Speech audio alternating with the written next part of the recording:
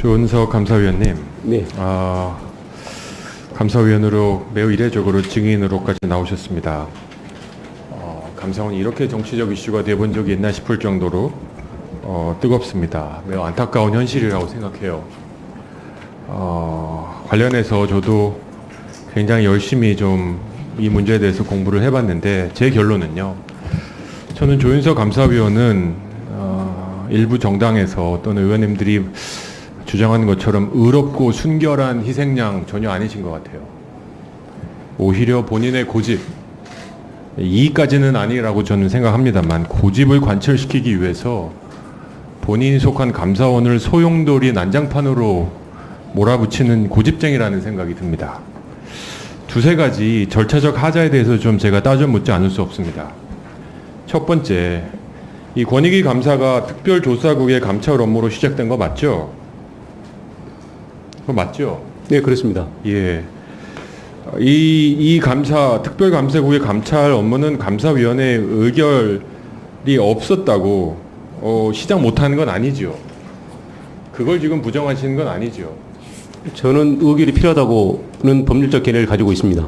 자, 그러면 이런 특별조사국의 감찰 업무에는 권익위뿐만 아니라 특허청 직원의 금품 수수, 그 다음에 여러 가지 이 금품 수수를 포함한 여러 가지 다른 감찰도 있습니다. 네. 근데 그 건에 대해서는 왜 하나하나 의결 안 했다고 문제 삼지 않으셨습니까? 언제 한 감사를 말씀하십니까? 2022년 특허청 직원의 금품 수수 문제도 특별조사국의 감찰 업무 중에 하나입니다. 몇 월 달인지 제가 기억을 못하고 있습니다. 이건 죄송합니다. 예, 제가 찾아서 알려드리겠습니다. 예, 예. 자, 조은석 감사위원님, 감사위원으로서 네. 감사의 내용에 대한 하자를 논의할 수 있습니까? 아니면 절차적 하자만 논의할 수 있다고 생각하십니까? 하나 설명드려도 되겠습니까? 아니요, 간단합니다. 내용상의 하자를 얘기할 수 있습니까? 절차적 하자를 얘기하는 겁니까? 감사위원회 역할이. 절차적 하자도 다 심의 대상이 됩니다. 내용상 하자를 언급할 수 있습니까? 절차와 내용이 다 심의 대상이 된다고 저는 판단합니다. 거기서 당신의 무식이 드러나는 겁니다. 위원님의. 규정을 한번 보시면요. 네. 절차적 하자만 많을 수 있어요. 저는 이 생각을 좀 물어보고 싶어요. 솔직히. 지금 조은석 감사위원님은 권익위 감사가 정치감사라고 생각하세요? 저는 통상 사건처럼 사건을 심의하고 판단했습니다. 정치감사인지 아닌지는 관심 없다. 이제 사건이 오면은 네.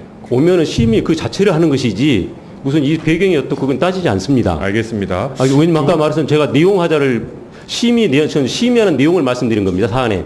자, 네. 다시 한번 말씀드리지만 제가 읽은 감사 규정은 감사위원은 절차적 하자에 대한 검토를 하는 역할입니다. 두 번째, 출석 통지서 송달 문제인데요. 네. 저는 받지 못했습니다만 다른 의원님들에게 보내주셨고 결과적으로 위원장님 통해서 받았던 자료와 감사원 감사사무 처리 규칙 간에 좀 차이가 있습니다.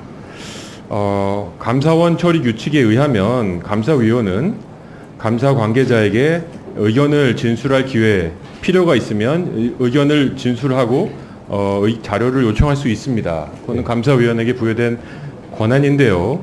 이 권한을 행사하는 방법은 49조 2항에 의하면 회의 개최일 7일 전까지 감사 결과 위법, 부당사항 등의 요지를 첨부한 출석 총지서를 송달해야 됩니다. 맞죠?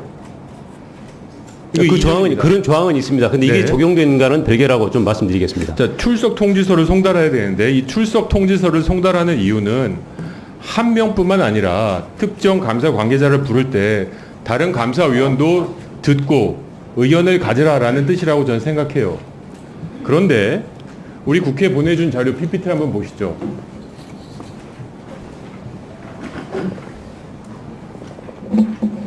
를 보시면 저 2항 출석 통지서를 송달한다라는 2조는 쏙 빼놓고 1항과 3항만 인용해서 보내셨어요.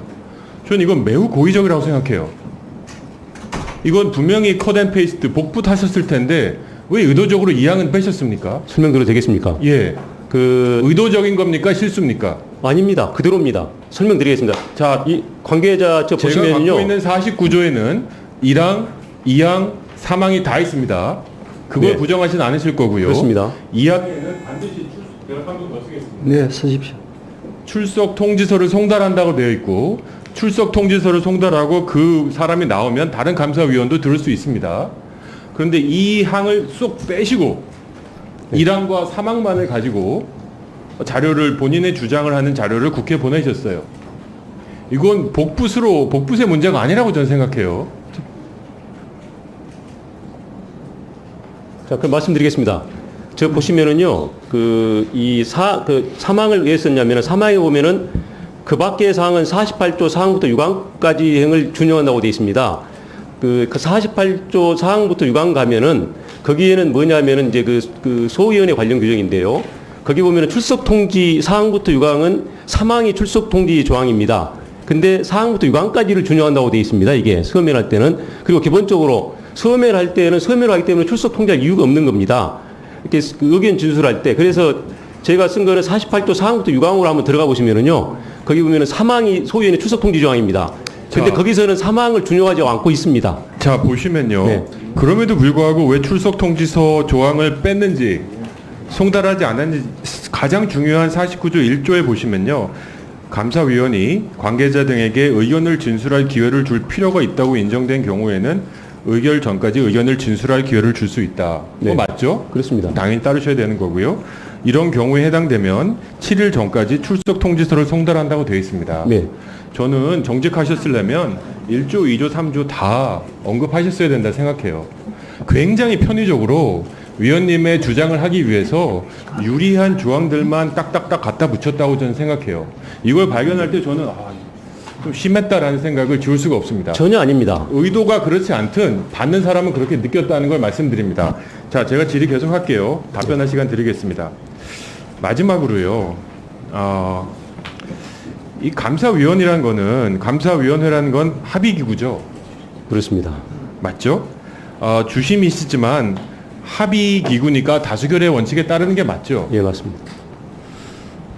제가 생각할 때 이 간담회가 아니고요. 네.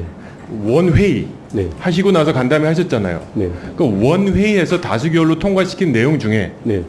감사 보고서에 들어가지 않은 내용이 있습니까? 간담회를 얘기하는 게 아닙니다.